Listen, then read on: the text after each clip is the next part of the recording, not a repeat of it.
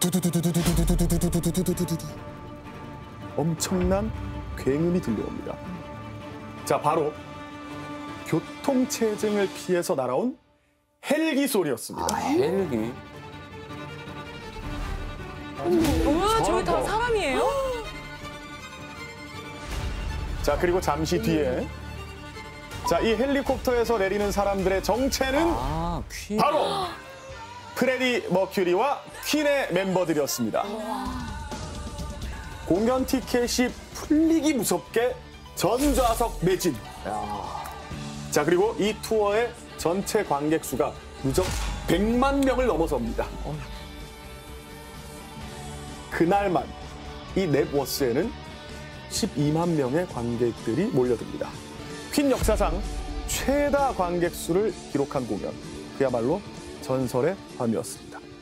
무대는 어느 때보다 뜨거웠습니다. 그런데 무대가 후반부로 가면 갈수록 뭔가 좀 이상했어요. 프레디 머큐리의 몸이 조금씩 무거워 보이나 싶더니 마지막 곡 위아 더 챔피언을 부를 때는 고개를 떨구고 숨을 몰아쉬기까지 하는 거예요. 자, 물론 순식간의 일이었기 때문에 그때는 아무도 알지 못했어요. 바로 이 무대가 퀸의 마지막 공연이 될 거란 사실. 퀸 스타 프레디, 에이즈 쇼크. 록스타 프레디 머큐리가 비밀리에 에이즈 검사를 받았다. 어제 그의 대변인은 검사 결과 프레디가 에이즈에 걸리지 않았다고 밝혔다. 자, 하지만 기자들의 질문 공세는 멈추지 않았습니다. 진짜 에이즈 아닙니까? 숨기는 거 아니에요? 확실한 겁니까? 결국에 프레디가 버럭 화도 냅니다. 그런데도 소용이 없었습니다. 왜냐하면 그 당시에 이 프레디에 대한 소문이 하다했기 때문이죠. 프레디 머큐리가 남자와 사귄다더라. 프레디는 양성애자다라는 소문까지 퍼졌습니다. 근데 제가 알기로는 에이즈가 성적 취향과는 큰 관련이 없다고 하던데. 네, 진짜? 맞습니다. 그러니까 HIV를 걸리는 가장 큰 원인은 바이러스에 감염됐는가입니다. 그분의 성적 취향이라든지 또는 성적 지향성 상관없이 누구나 걸릴 수 있는 거죠. 손잡이 말이야. 에이즈 환자가 잡은 거면 어떡해. 손잡이면 문제야? 변기로도 옮는다던데? 난 이제 수영장도 안 가. 일단 모기부터 없애야 돼. 모기가 다 옮긴다잖아. 목이 근데 이건 너무 말도 안 되게 제가 읽으면서도 손잡이를 에이즈 환자가 잡았다고 해서 내가 이건 그걸 너무 잡는다고 비약해. 그치. 너무 비약이고. 여러분들이 굉장히 잘못 알고 계신 것들이 많은데 저 중에서 어떤 게 진짜일까요? 모기는 좀 가능성이 있으려나? 모기는 좀 가능성이 있지 않을까 싶어요. 어때요? 결론적으로 아닙니다. 틀렸어. 바이러스는 그냥 자연계에 나오면 사람 몸 밖에 나오면 오래 버틸 수가 없어요. 이게 뭐 변기, 뭐 악수 이런 거 통해서 전염될 수가 전혀 없는 게 결국은 이 바이러스가 공격하는 그 세포가 있을 때 그 다량의 그런 체액에 들어가야 되는 거거든요. 그러니까 우리가 수혈을 하면 세포가 같이 수혈되니까 감염이 될 수 있지만 모기는 절대 감염되지 않습니다. 이런 분위기 속에서 당대 최고의 락스타 프레디 머큐리가 에이즈 검사를 했다는 기사가 났으니 어땠을까요? 야, 드디어 프레디가 떴대. 온 언론사가 불나방처럼 달려들었어요. 프레디의 동선이나 건강 상태를 캐려고 주변 사람들을 매수하기도 합니다. 왜냐, 프레디의 얘기를 실었다 하면 매진, 전부 다 매진이었거든요. 그러던 어느 날 대체 이게 어떻게... 신문을 펼친 프레디가 부들부들 떨어요. 바로 이 기사 때문이었습니다. 에이즈가 프레디의 연인 2명을 죽였다. 록스타 프레디 머큐리의 2명의 옛 연인이 끔찍한 에이즈 바이러스로 사망한 것으로 밝혀졌다. 프레디는 지금은 내가 감염됐는지 여부를 모르지만 매우 걱정스럽고 두렵고 공포에 질려있다고 털어놓았다고 말했다. 자, 한때 프레디가 믿고 의지했던 전 매니저가 소스를 제공한 겁니다. 기자에게 받은 돈이 무려 32,000파운드. 지금 가치로 환산하면 약 1억 6천만 원 정도 되는데요. 많이 받았다. 그렇죠. 당시엔 런던 외곽에 작은 집 한 채를 살 수 있을 만큼의 큰 돈이었습니다. 근데 너무하다. 그치? 진짜. 네. 한 사람의 인생에게 너무 치명적인 일인데. 가장 믿었던 사람한테. 그쵸. 진짜 믿었던 네. 사람일 텐데. 이래서 매니저님한테 잘해야 되나. 사랑합니다. 다시 한번 나를 매니저 사랑합니다. 내 행동을 반추하게 되네. 모든 걸 다 알고 있을 테니까. 네. 프레디는 이 사건으로 큰 충격을 받습니다. 그리고 이때부터 언론과의 접촉을 최대한 피하기로 해요. 그러자 프레디를 찍으려는 기자들의 열망은 더 뜨거워집니다. 사진 한 컷 찍으려고 집 앞에 텐트를 치고요. 이야. 아예 사다리까지 동원합니다. 집 내부를 도찰하려고요. 아무리 새벽 일찍 나가더라도 프레디의 차만 보면 우르르르 저기다! 찾아봐!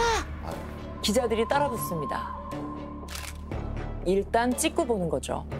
한 번은 나중에 봤더니 차 안에 있던 게 프레디 머큐리가 아니라 프레디 머큐리의 코트를 입은 마네킹이었던 적도 있대요. 따돌릴래. 이런 숨바꼭질이 계속되던 어느 날 칩거 중이던 프레디 머큐리가 갑자기 성명서를 배포합니다. 근데 그 내용이 충격적이에요. 언론의 무분별한 추측이 이어진 끝에 저는 제가 HIV 양성 판정을 받았고 에이즈를 앓고 있음을 직접 밝힙니다.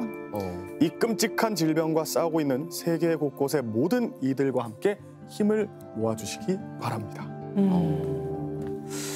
갑자기 그래서 인정을 이렇게 하죠. 말을 하는 게 사실 현명한 갑자기 것 근데 같긴 한데. 입장이 확 바뀌었어요. 그러니까. 그리고 이 발표가 나온 지 하루 만에 프레디의 사망 소식이 전해집니다. 어머나!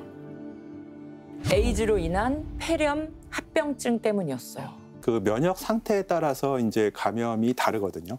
처음에 HIV가 이제 성적 접촉이라든지 수혈을 통해서 이제 바이러스가 들어오게 되면 물론 이제 이런 시기엔 특별한 증상이 없습니다. 그냥 가벼운 몸살이나 설사나 뭐 모기 아픔, 그다음에 여기 림프샘염들이 생기고 이런 것들이 좀 생길 수는 있지만 근데 실제로 우리 몸의 면역 시스템은 면역 상태는 한 2주 안에 이제 완전히 그냥 초토화가 됩니다. 한 7년에서 10년 정도를 무증상기를 갖게 되는데 7년, 8년이 지나면 우리 프레디 머큐리님 같이 이런 그 심각한 병들이 찾아오게 되고 그때 가서 이제 비로소 에이즈라는 그런 질병 상태를 갖게 됩니다. 근데 사실은 이제 아이러니한 게 초기 본인이 HIV 감염인지도 모르는 시기에 대부분의 전파가 일어나게 됩니다.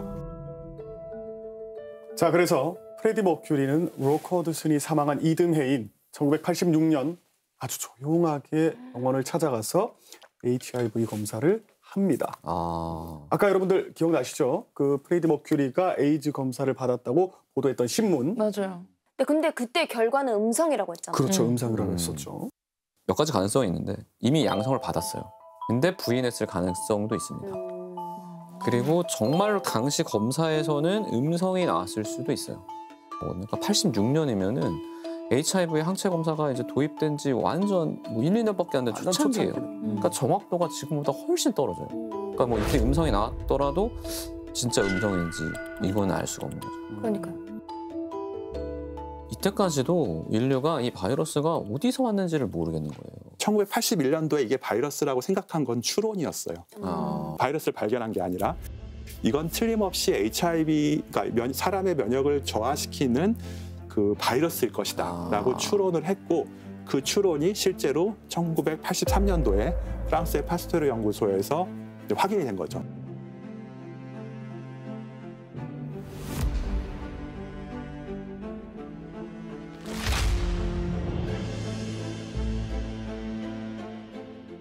자, 그 무렵에 프레디 머큐리는 자신이 HIV 바이러스에 감염된 사실을 알게 됩니다.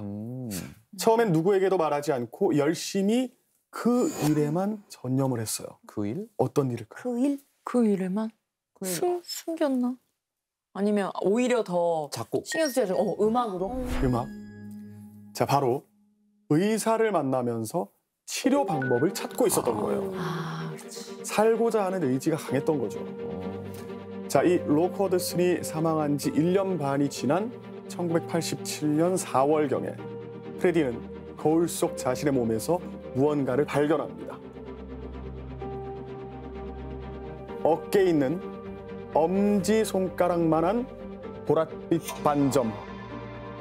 아, 또 나왔네. 자, 또 나왔죠? 카포시 육종이 나타난 겁니다. 그제야 프레디 머큐리는 자신의 연인과 가까운 지인 몇몇에게 이 사실을 털어놓습니다.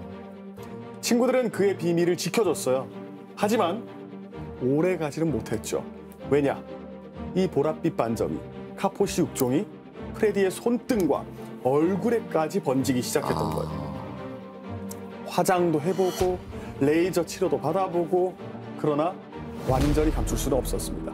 자, 프레디 머큐리의 죽음이 가까워지면 가까워질수록 음악에 대한 그의 열정은 더욱더 불타올랐습니다. 오랜 팬이었던 오페라 가수와 콜라보 무대에도 서고 앨범까지도 발매합니다. 그리고 이른 새벽에 치료를 받으러 가기 위해서 얼굴을 꽁꽁 싸매거나 마네킹 대역까지 세워가면서 열심히 기자들을 피해 다녀요. 그런데 그럴수록 언론은 더 집요하게 프레디를 따라붙었습니다. 아, 진짜 좀 잔인하긴 하다. 그래, 오죽하면 그 코트 입은 마네킹을 맞아. 안에다 놓고. 그게 어마어마한 어머. 아, 저게 프레디 머큐리. 아휴. 다른 사람 같은데? 자, 당시 기사에 실린 사진인데요. 옷이 아주 헐렁해질 정도로 야윈 프레디의 모습이 보이시죠? 자, 옆에 있는 사람은 프레디의 오랜 주치의인데 이 의사를 만났단 이유만으로 에이즈가 아니냐며 추측성 기사까지 쏟아냅니다. 아, 왜 그러는 거야? 그 이후까지도요.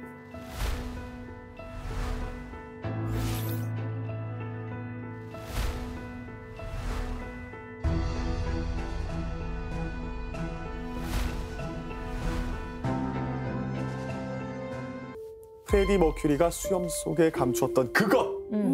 이제 여러분들 짐작이 가시겠죠? 그토록 감추고 싶어 했던 그것, 바로 보랏빛 반점 카포시 육종이었습니다. Don't you take another little piece of my heart? Why don't you take it and break it? 자, 그런데 죽기 전에 프레디는 주변 사람들에게 이런 부탁을 했다고 해요.